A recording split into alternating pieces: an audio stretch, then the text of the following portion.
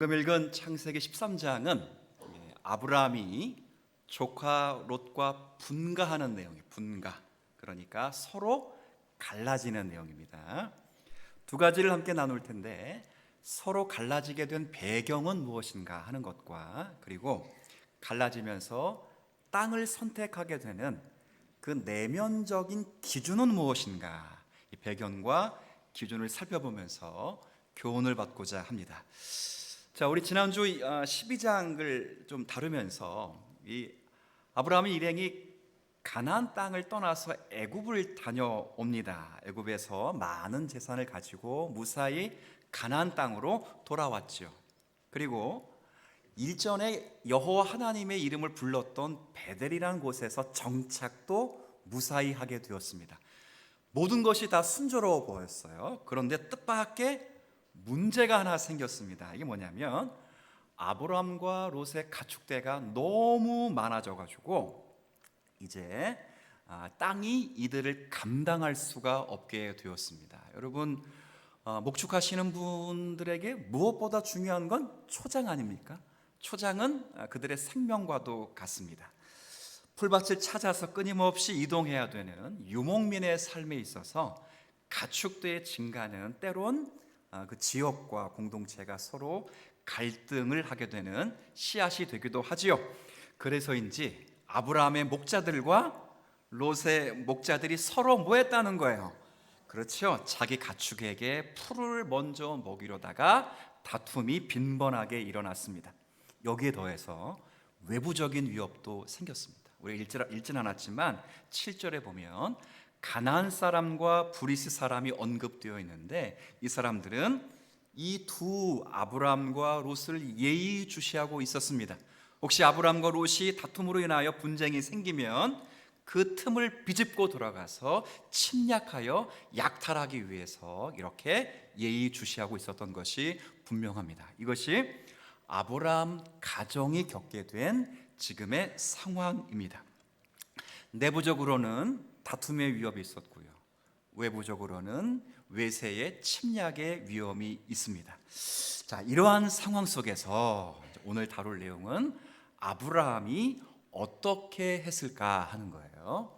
자, 일단은 이 문제를 회피하지 않습니다. 그리고 두 번째는 강압적이거나 고압적인 자세를 요구하지도 않습니다. 딱 읽어보면 진짜 믿음의 사람답다, 정말 지혜롭고 그리고 관대하게 이 해결책을 제시하고 있구나 하는 걸 생각할 수 있어요. 오늘 읽었습니다. 우리 다 한 가족 아니냐? 나나 너나 내 목자나 네 목자나 다 우리 한 가족이다. 그러니 다투지 말자. 네 앞에 땅이 있지 않느냐? 네가 나를 떠나가라. 유명한 말씀입니다. 내가 좌하면 나는, 네가 우하면 나는 좌하리라. 자, 일단 묻습니다. 멋있어요, 안 멋있어요? 멋있어요. 그런데 이런 말하는 게 쉬울까요, 어려울까요? 어려워요. 나이 누가 더 많아요? 서열, 학렬, 그죠? 훨씬 많아요. 그럼 누가 먼저 선택해야 돼요? 장인, 그죠? 먼저죠? 근데 어떻게 이런 선택을 할 수 있었을까? 쉬운 선택은 아니에요. 왜 그러냐면 롯이 선택한 땅과 아브라함이 선택한 땅은 이게 크게 질적으로 차이가 있습니다. 일단 10절을 한번 보세요. 롯이 눈을 들어서 요단 지역을 바라본즉 소도 소알까지 온 땅이, 자, 뭐가 넉넉하대요? 가축 먹이려면 뭐가 넉넉해야 돼요? 물이 있어야 목도 축이고 그 다음에 풀도 자라고 하는 거 아닙니까? 자, 그 다음에 10절 마지막에 여호와의 뭐 같다고요? 여호와의 동산이 뭐예요? 네 글자로 에덴 동산 같습니다. 에덴 동산 같았다는 거예요. 그만큼 좋았다는 겁니다. 자, 그럼 아브라함이 옮겨간 땅은, 자, 18절이네. 18절. 자, 제가 한번 읽어드릴게요. 18절. 이에 아브라함이 장막을 옮겨 어디에? 헤브론에 있는, 자, 여기까지만 이렇게 보세요. 자, 헤브론 좋은 땅이에요, 안 좋은 땅이에요?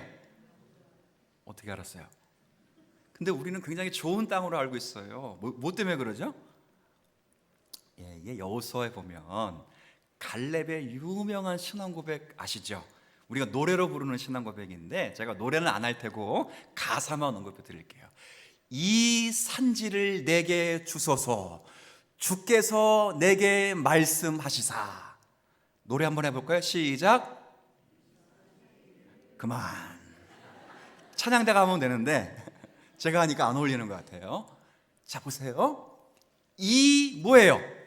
산지. 아까 롯은 들녘, 동판, 그죠? 그 다음에 동산, 동판이 동산, 그렇죠? 동산이라고요.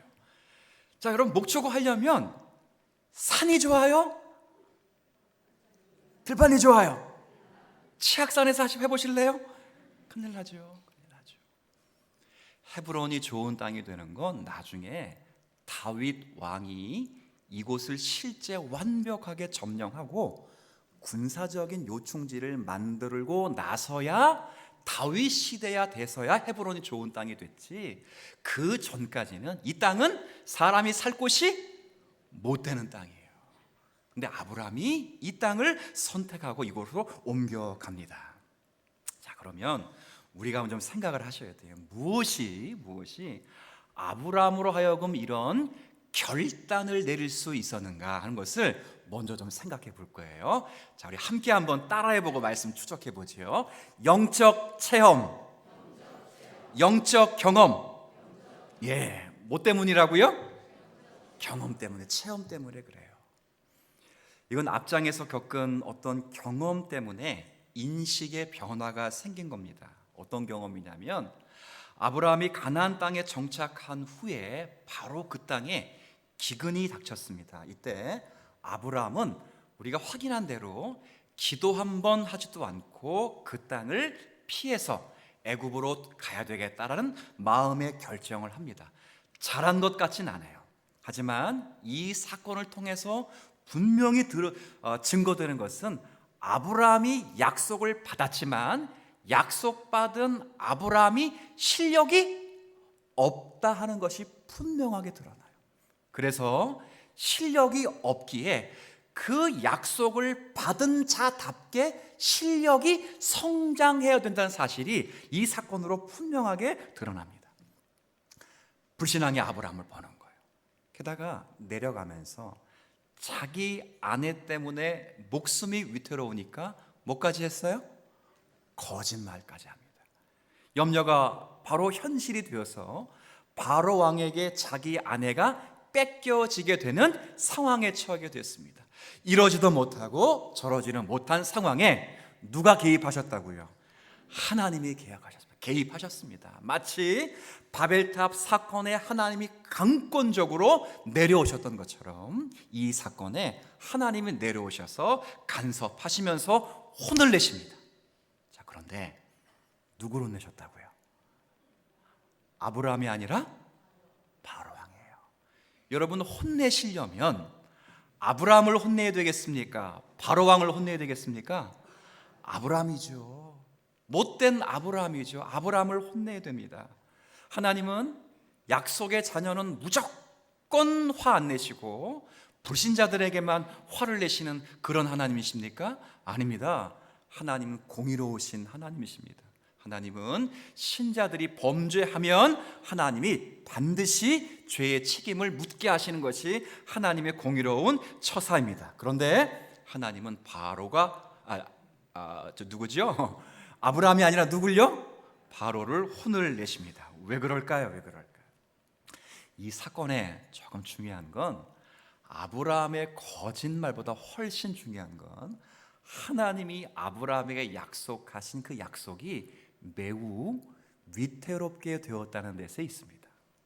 하나님은 원래 아브라함과 사라를 통하여 큰 민족을 이루시기를 작정했습니다.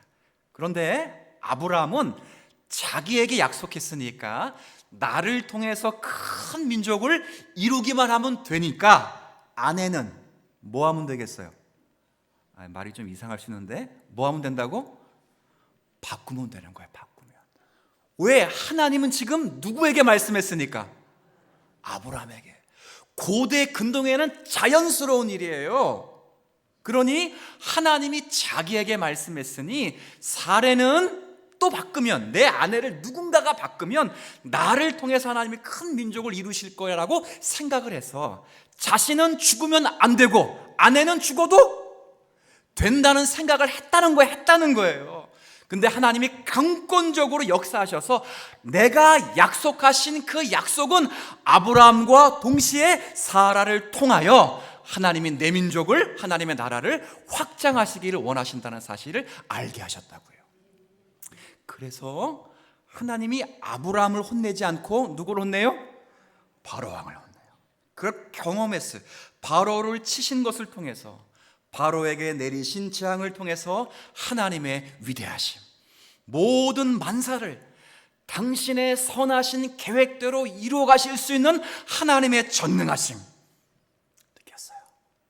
당시에 천하를 호령하던 바로 왕일지라도 하나님의 절대 주권 앞에서는 일개 피조물에 불과하고, 그리고 그 막강한 권세를 가지고 있었던 바로 왕일지라도 오직 하나님의 뜻에 굴복할 수밖에 없는 나약한 인간이라는 사실을 배우면서 도대체 하나님은 어떤 분이신가, 그걸 깨닫게 된 거예요.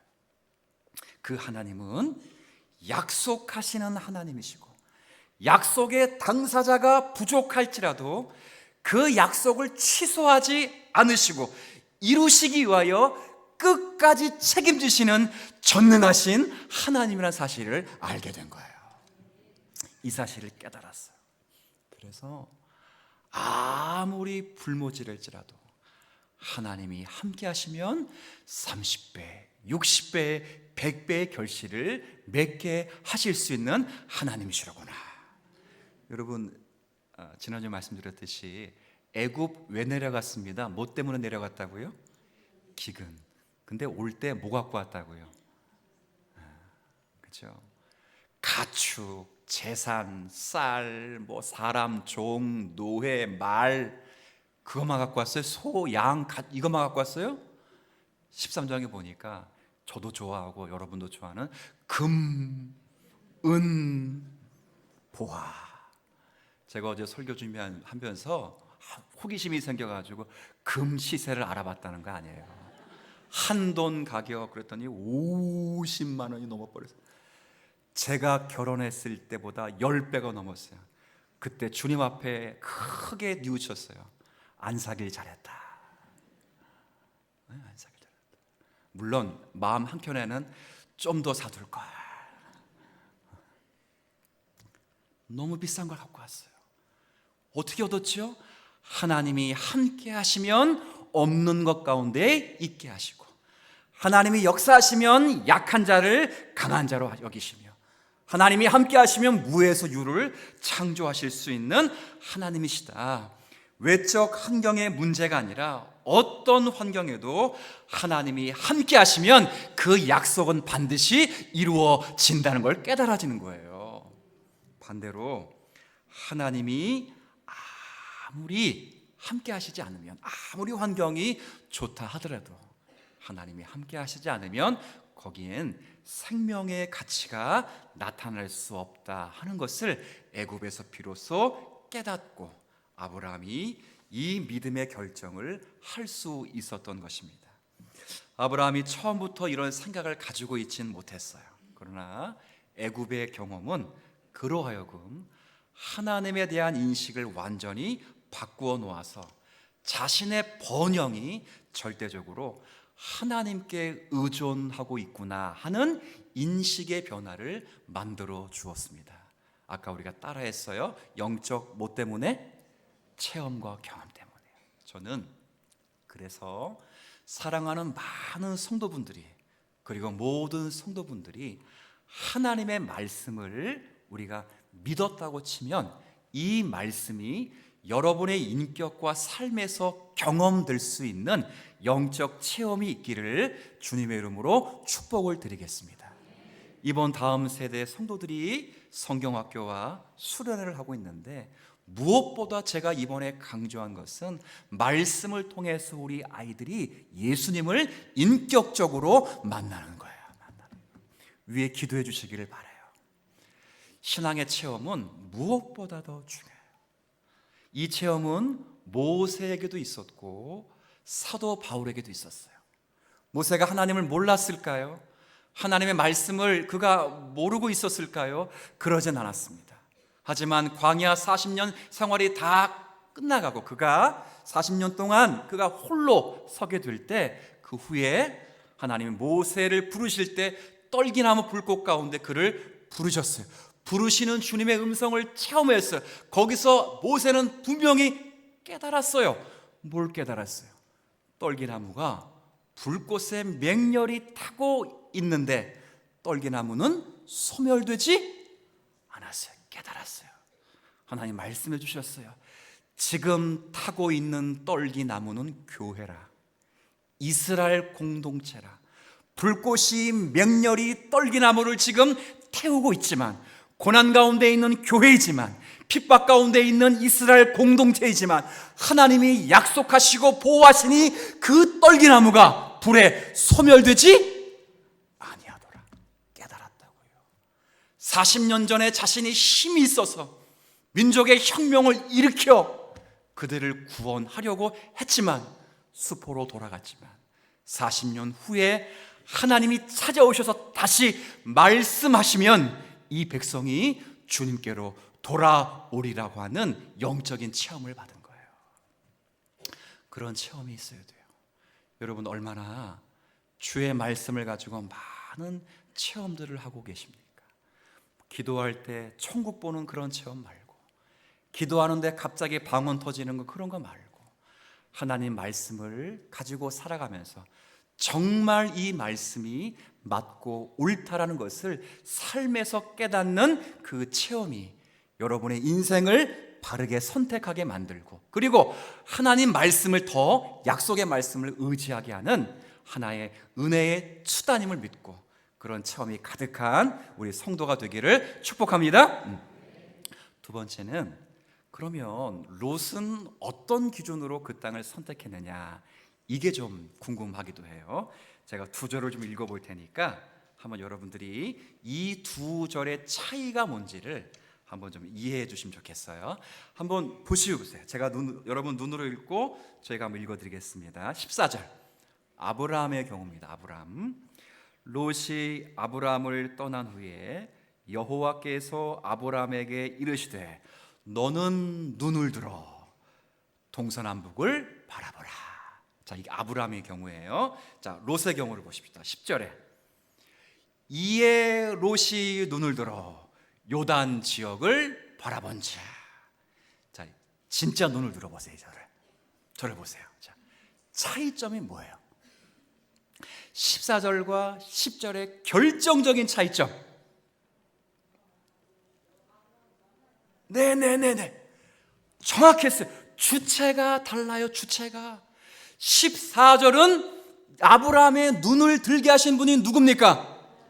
여호와 하나님이십니다. 그러니 동서남북이 다 보입니다. 그러나 10절은 눈을 든 주체가 누굽니까? 롯입니다. 그러니까 한 방향만 보입니다. 어떤 방향? 자기가 눈에 보기에 좋은 방향 보입니다. 뭐가 달라요?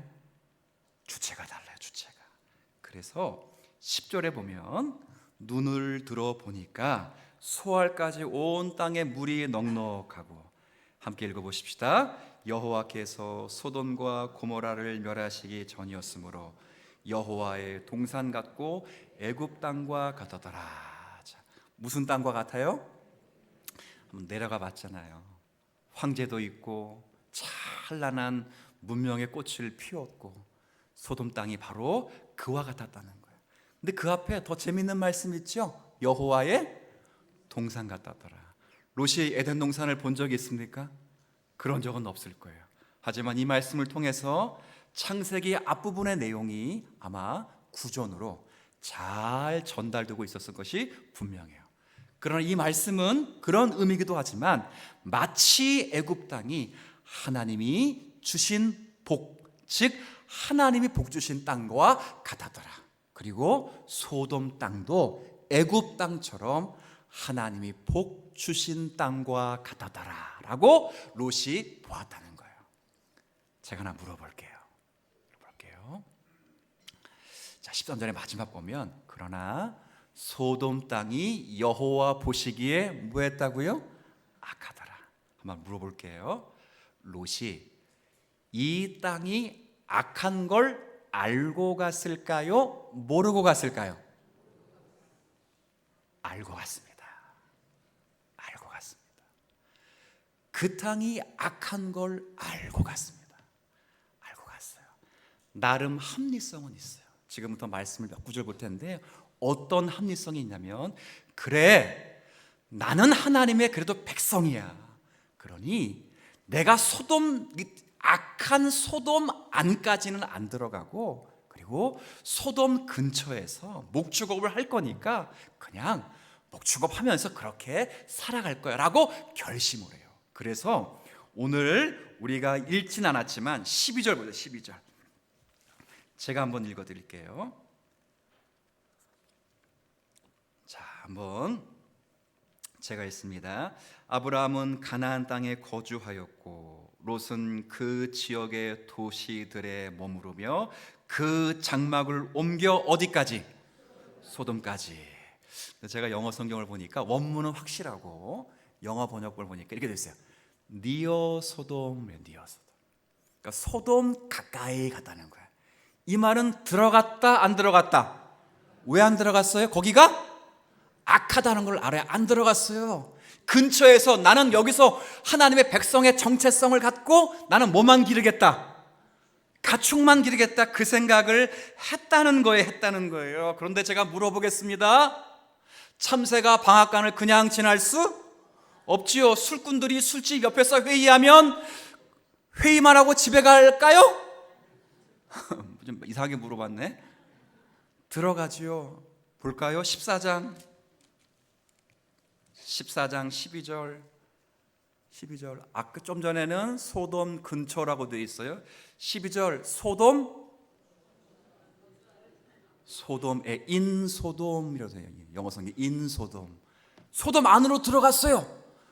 더 들어갈 곳이 있어요? 있어요. 하나 볼까요? 19장. 자, 19장. 네, 읽고 깜짝 놀랐어요. 너무 많이 왔죠? 19장 1절. 네. 저녁 때에 그 두 천사가 소돔에 이르니 마침 롯이 소돔 어디에? 성문에 앉아 있다가. 자, 저를 보세요 이제. 자, 고대 근동에는 성문에 아무나 앉을 수 없습니다. 반드시 두 대상만 앉습니다. 하나는 재판관만 합니다. 재판관. 그래서 고대 근동에는 성문 안쪽 오른쪽 이쪽에 반드시 재판석이 있습니다. 출입하는 사람들의 시시비비를 가리는 재판관이 있어요.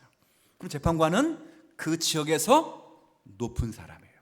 그리고 또 하나의 대상이 누가 앉냐면 지역 유지가 앉을 수 있어요.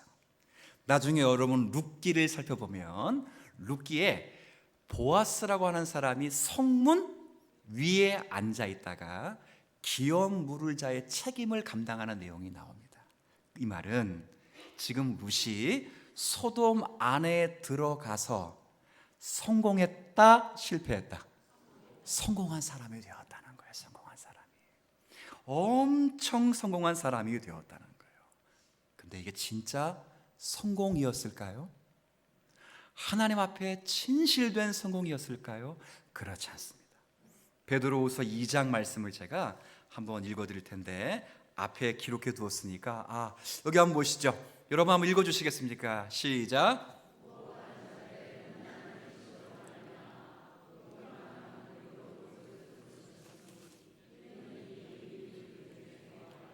날마다 저 불법한 행실을 보고 그 의로운 심령이 상함이라. 아멘. 여기서 의로운 롯이라는 말은 이것이 신분적이고 칭의적인 의지, 결코 행위적인 의가 아닙니다. 그는 악합니다. 다만 하나님이 선택하신 백성이기에 의롭다고 간주해 주는 것입니다. 소돔에서 성공했습니다. 하지만 그의 마음을 두 빨간 글씨로 표현해 둔 하나는 고통을 당했습니다. 그리고 마지막에는 그의 마음이 뭐했다고요? 상했습니다. 그런 롯을 하나님이 뭐 하셨어요? 건져 주신 거예요. 건져 주셔. 그곳에서 나름 성공은 했는데 마음이 괴롭고 행복하지 못했다는 거예요. 좋은 차 타고 좋은 집에 살면서 사내의 진미의 풍성한 음식을 먹었지만 심령은 푹푹 썩어 들어갔다는 거예요. 이게 사는 것일까?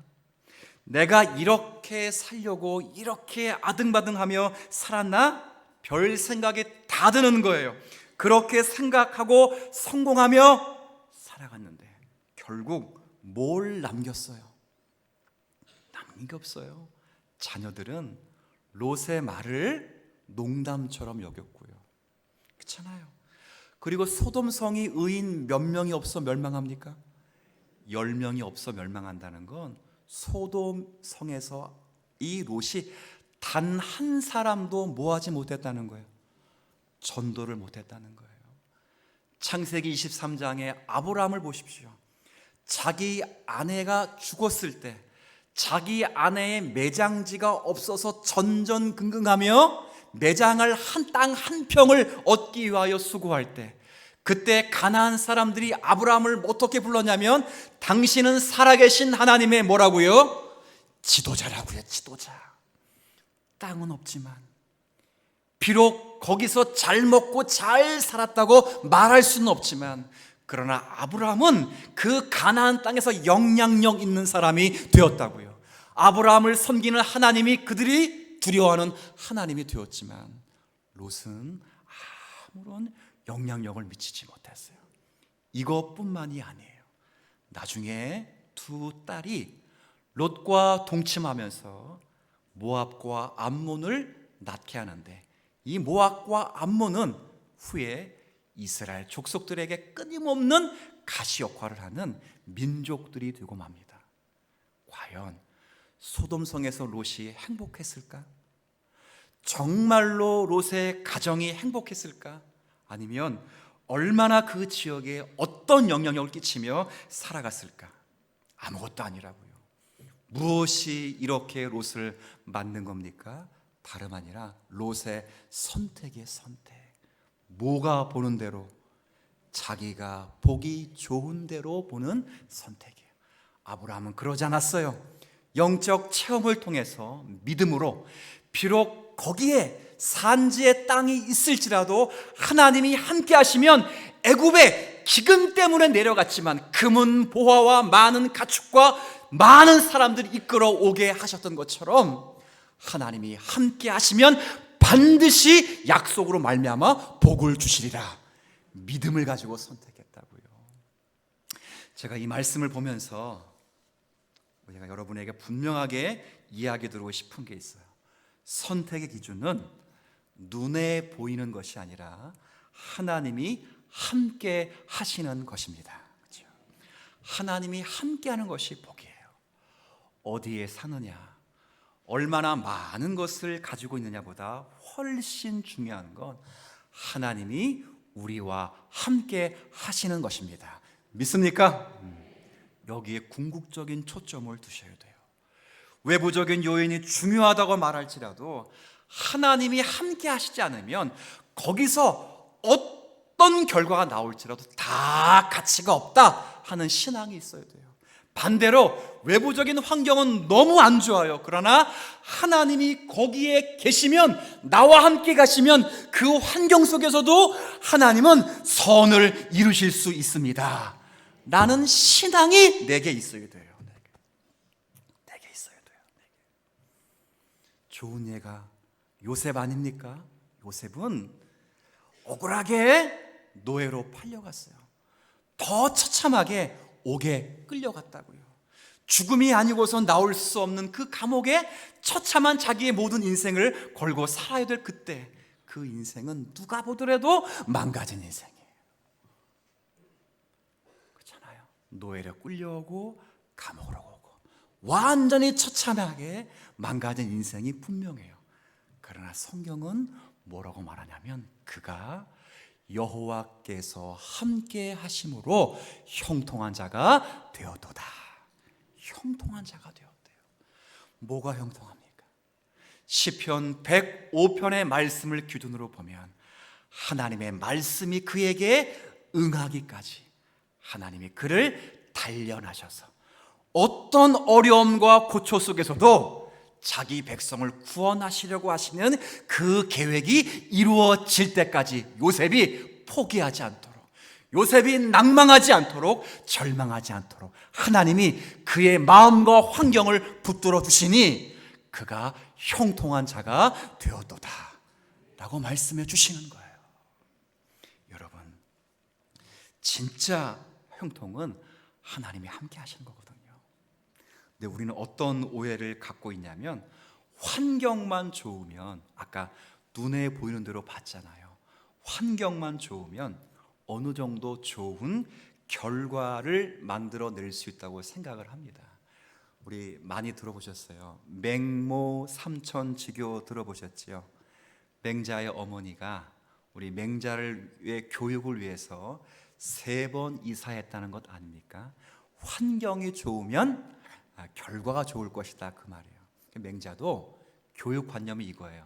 사람은 원래 선한데 환경이 좋지 못해서 악하게 되는 것이다 라는 생각을 했어요. 이걸 환경결정론이라고 말해요.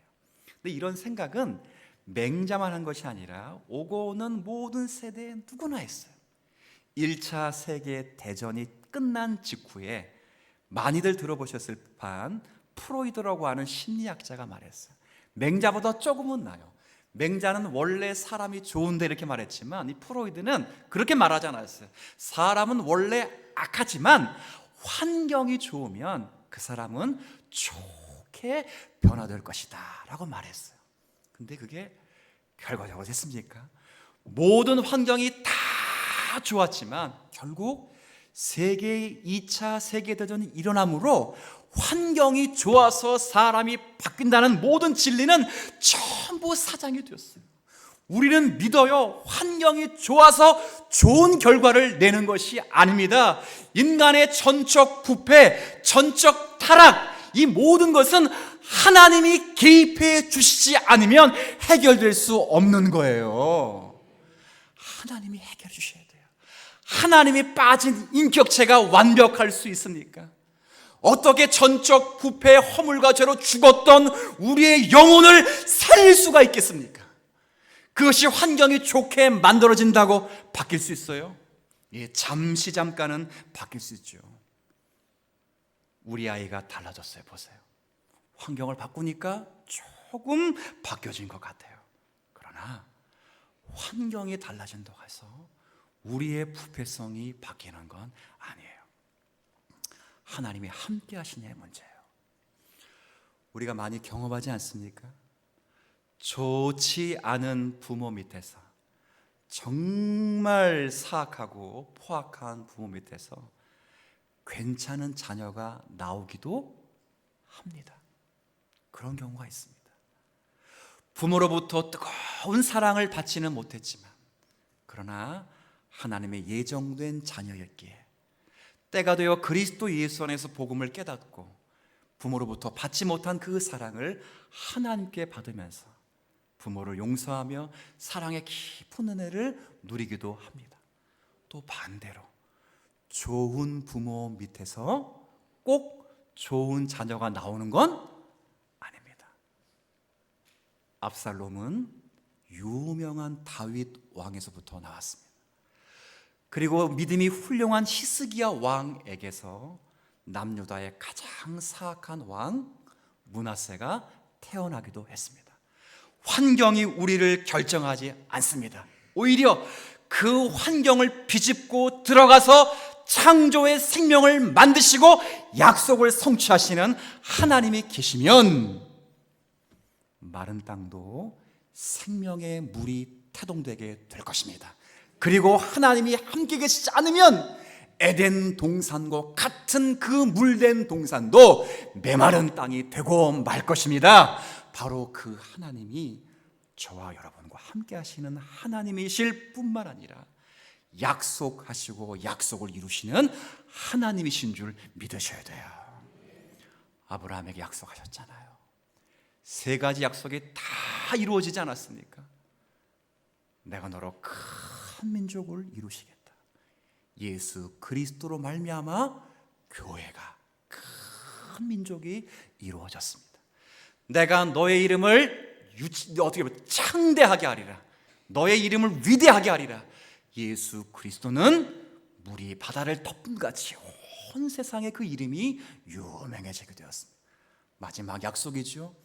내가 너로 말미암아 모든 족속이 복을 얻게 할 것이다 라고 하신 약속은 예수 그리스도로 말미암아 많은 인생들이 주님 앞에 생명의 은혜를 누리는 복의 통로가 되었습니다. 예수님은 복의 근원이시고 복의 내용이 되시고 이제 그 주님은 임마누엘이 되셔서 우리가 영원토록 함께 계심으로 말미암아 주님의 약속과 은혜를 이루어내시는 하나님이셔요. 눈을 드십시오. 저를 바라보는 게 아니고 믿음의 눈을 뜨십시오. 눈에 보이는 대로 선택하려는 그 순간에도 네가 좌하면 상황이 나를 왼쪽으로 몰아갈지라도 나는 우할지리라.